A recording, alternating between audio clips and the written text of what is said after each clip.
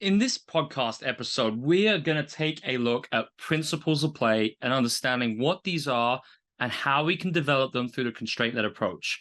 So, something I've been thinking about a lot since starting Transforming Basketball is how we can keep explaining what a CLA is to other coaches throughout the global basketball community. It's a big mindset shift.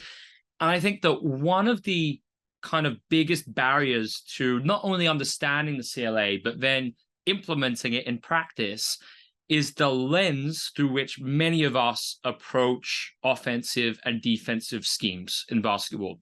And what I mean by this is, from an ecological dynamics perspective, affordances, opportunities for action, are constantly appearing and disappearing within the environment. And our offenses and defenses should be designed around some of the natural kind of behaviors that emerge in the game itself. So what I'm getting at here is many times, especially when we look at team offenses, they are so highly controlled that they actually take players away from them, what they would do naturally if these offensive systems were not in place. And they're so artificial that many times they actually over-constrain players by acting on what could be really good advantage creating opportunities. So this is what leads us onto the topic of a game model. And this, I used to actually use this term before I realized what a mistake I was making. A game model comes from football originally, and it's very much a case of coaches who try and have their teams playing very rigidly in the four phases of the game. So those phases would be transition offense, half-court offense, transition defense, half-court defense. And within game models, coaches often have these automatics and things that must happen. And instead, I believe in principles of play. So I really kind of understood the difference. I was actually on a Zoom call with Adam Omachinsky and Carl Woods. And you would have mentioned, obviously, Adam's done a bunch of podcasts and helping me with Transforming Basketball. And Carl, some of Carl's research I've referenced already in many blogs and podcasts. And Carl spoke about how principles of play, they're basically there to orientate players. So as opposed to informing the players that they must do something in a particular way, principles of play basically provide possibilities. And it's essentially like a northern star. So when we have these principles, they shape the intention of our players. For instance, maybe it could be the type of shots we're looking for, the type of triggers that we're trying to use to create an advantage, and maybe even some of the actions we're looking for when an advantage is created. But it's not overtly stipulating that specific things must happen, and it's absolutely not about an if X then Y approach, because like I was talking about before, there are many solutions to different things which emerge within the game. So I'm just going to read my specific kind of definition that I've put together for what I consider principles of play to mean. So here we go. Principles which help educate the intention and attention of both the individual players and the collective team. These may shape a team's behaviors within the four phases of the game. Principles of play should not overtly constrain players, but rather support them as they explore their environment.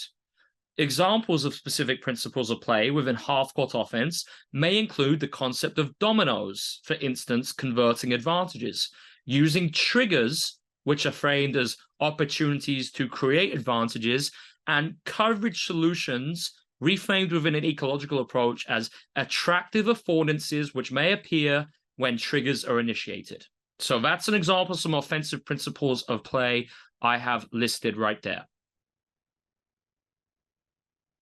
Now, let's make it really clear with what a game model could look like in basketball. For me, the classic one, youth basketball, pass and cut, which I've already spoken about on an episode. I would also say motion offenses, which are heavily regimented, are a perfect example of game models because they stipulate what the players must be doing, how they should be doing it, and it really is not congruent with an ecological approach. So I've often said that you can't run a continuity offense if you're really adopting the CLA. Now, some coaches haven't understood that because what they've done is created small-sided games for that continuity offense. And that's great. I think that's definitely way more effective than doing a traditional drill. But the ecological dynamics underpins the CLA. So if we have an offense which is based on a continuous pattern, which we're constantly replicating, then that very nature of the offense itself is not ecological. So anytime we introduce a set and the players take it very rigidly and they believe that we have to run the set to the end, that's not ecologically informed. So instead, what we want is, even in a set play, we want players to be attuned to maybe the first trigger in the set is an opportunity to create an advantage. So if we are running the play merely to get to the end of the play, like I often see at all levels of basketball, for me, we actually haven't done our job well. So something I actually say to players is, I don't want you to run the play.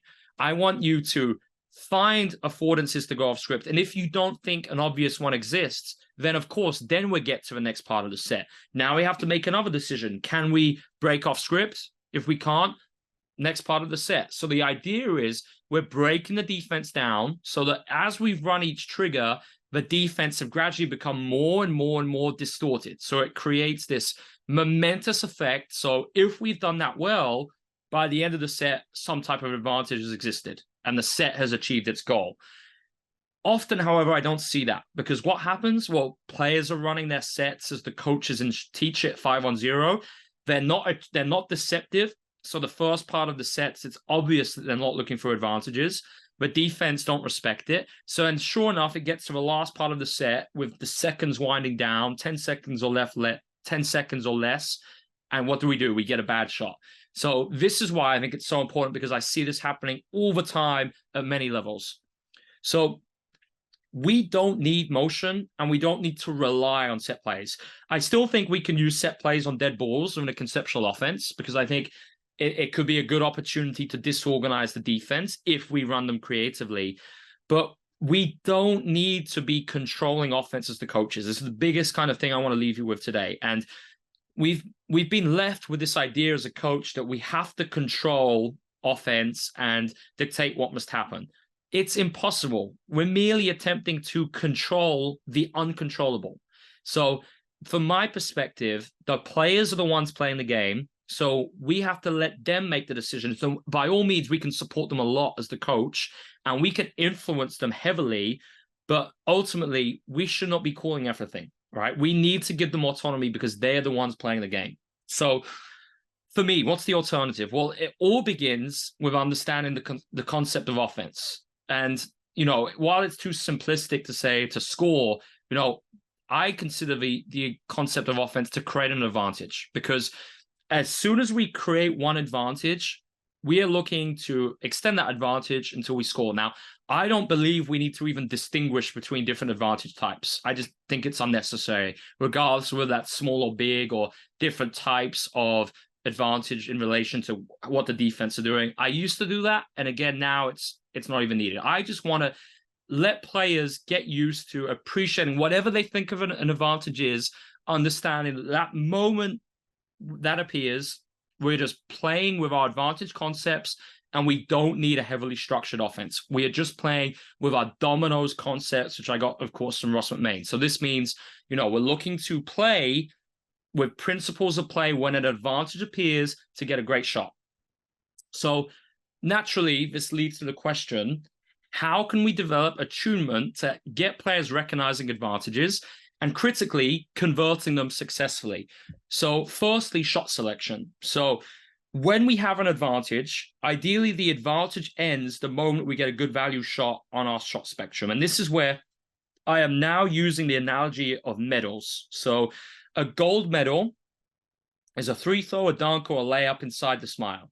A silver medal is a catch and shoot three. Obviously, if it's in the corner, even better, but it could be any other type of spot up catch and shoot.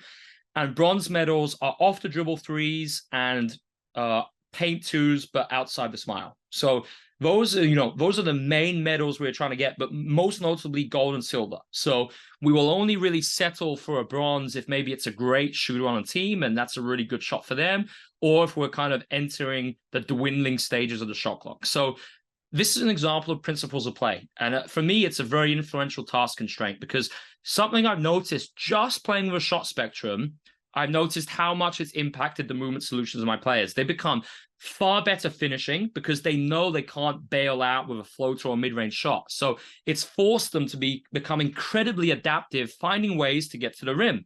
And also it's improved their three-point shooting drastically because they know that we place such a value on it as a program. So at the same time, I'm getting in our offensive principles of play and our defensive ones. So let's say an advantage exists, and maybe as a team, one team is looking for those shots. Well, the medal concept also applies to defense. And, what we want to look at here is, all right, if these are gold and silver medals for us, when we are playing defense, how can we actually prevent the other team? Well, no, I don't want to use prevent. That's too strong. Reduce the occurrence of them taking these shots. And this, to me, should inform how we design defensive coverages in line with things like the individual constraints and action capabilities of our players. And again, this is why I don't believe in copy-paste, because every situation is different. So our defensive principles of play could be centered around the shots that we want to reduce. And then we got to look at things such as, if dominoes is how we play in an advantage, what do we look to do on defense? What's our intention on defense to get back from dominoes into a neutral situation? And of course, this is where something such as peel switching enters the equation. And I love peel switching as a principle of play to negate offensive advantage. So let's look at transition now. So what are some examples of principles of play in transition? So for me, easiest example would be the moment we rebound. I got this from Mike McKay. We want to look to land like a quarterback in American football. So what do we mean by that? Well, we can immediately begin the transition by breakout dribbling, and we have vision of the court. If we land, as is traditionally taught, with catching, facing the rim, outlets, and then finding the outlet, the point guard for the outlet pass, all we are doing by that approach is reducing affordances to find easy, efficient scores in transition. So we want to play as quickly as possible. Another example could be, used to call it race car, where we are leaving the middle of the court free for the ball handlers. So players will go up around the sides to create space, and then we're filling corners first. So that's another principle of play. Skipping to a two-side, aka the two-side break, could be another principle. So within all these things, coaches, it's not absolutes, it's possibilities. So for instance, an affordance might exist to skip the ball to the two-side. It might not exist, and the player might keep dribbling. Or maybe the player in the single-side corner is left open, so they kick it ahead to them. Maybe, let's say the pass goes to the two-side. Well, anything could happen. The receiver could shoot it. They could make an extra pass. They could drive it. In other words, they're perceiving affordances that emerge from the backdrop of these principles of play. So we're not overtly controlling it, and we're not trying to say, you must do this, you must run this offense. So looking now offense, we've looked at transition a little bit. If we don't have dominoes when we arrive after transition, for me, it's a case of immediately flowing into a trigger. And this is where, we get into conceptual offense. So the idea is we have triggers, which can be run at different locations out of varied spacings. We want Bernstein's concept of repetition out repetition. We want that embodied in how we actually play offense and defense, in fact. Now, as we're running a trigger, the most important thing is the coverage solution. And this is, however the defense chooses to defend the trigger, can our players punish that by acting upon an advantageous affordance to start dominoes? And this, of course, comes back to how we do that through use of the CLA and practice environments. Lots of different small-sided games we have, and I do a lot of things like playing with a short clock, giving the offense one chance only to create an advantage out of a trigger, playing in small space. And, different coverage solutions will emerge. One player might be really good at rejecting. One might be awesome shooting pull-up threes. One might be really good at drive arounds on a pick and roll. So every player is going to be different. And then, of course, the idea is that when, a coverage solution is successful, we're in dominoes. And then we're just playing with our dominoes principles of play, playing in 0 seconds, not allowing one defender to guard two, and acting like the floor is lava. So we're not catching the ball in the mid-range. We're in great spacing. So, how could this be extended to half-court defense? Well, my whole kind of idea of defense is we want to be disruptive and unpredictable. So if we always have the same base coverages and a team is able to pick that apart and we don't have anything else, we're not going to be that surprising as a defensive team. So whenever possible, I love to play with multiple coverages. And I also want the defense to sometimes try and dictate what the offense does. So as opposed to merely allow the offense to choose what triggers they want to run and all that, we might be really disruptive, preventing certain players coming into the action, being very physical, preventing certain players getting to parts of the floor.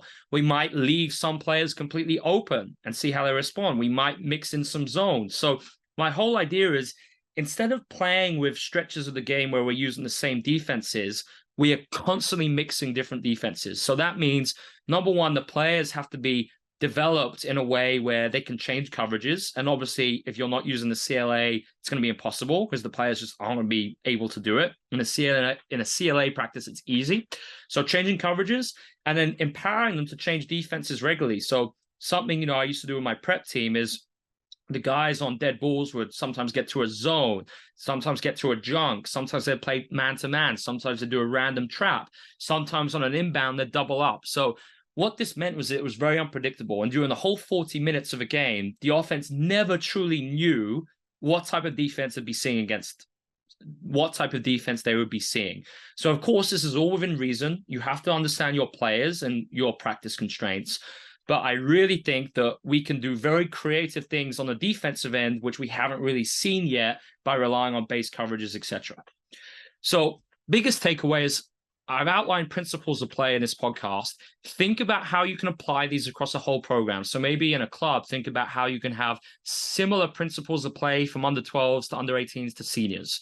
And it's really important that you're adaptive and your principles of play change as your players change. And what this means is, when I was coaching in Italy, I don't think I'd ever been in a country before where there was such an emphasis on game preparation. And virtually, many of the Italian coaches I saw are fantastic minds, but they're used to the whole kind of week of practice. Instead of focusing on their principles of play, they basically almost changed the whole way they played to prepare for the opponent, or they literally spent the whole time just going through their opponent's sets.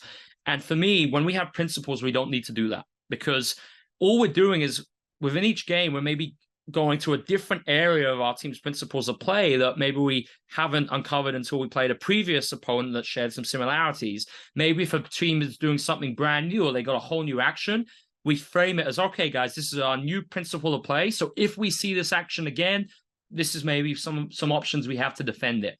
So the whole idea is we can focus more on us and focus on developing our players, as opposed to merely preparing them for one game and hoping that they're going to be able to execute some type of game plan.